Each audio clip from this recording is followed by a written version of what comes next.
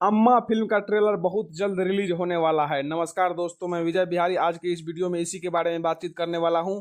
तो वीडियो को लास्ट तक देखते रहे और जो लोग हमारे चैनल भोजपुरी को सब्सक्राइब नहीं किए हैं वो लोग कर ले, क्योंकि हमारे चैनल पर भोजपुरी का हर एक न्यूज सबसे पहले आता है। तो दोस्तों, मैं आप सभी को बता देना चाहता हूं कि अम्मा फिल्म जो है यह एक भोजपुरी का बहुत ही अच्छा और पारिवारिक फिल्म होने वाला है, जिस फिल्म का ट्रेलर को 6 जून शुक्रवार सुबह 8 बजे बी4U के यूट्यूब चैनल पर रिलीज किया जा रहा है। जी हाँ दोस्तों, अम्मा फिल्म के ट्रेलर को 6 जून शुक्रवार सुबह 8 बजे बी4U यूट्यूब चैनल पर रिलीज किया जा रहा है। तो आप लोग इस फिल्म को एक बार जरूर देखिएगा।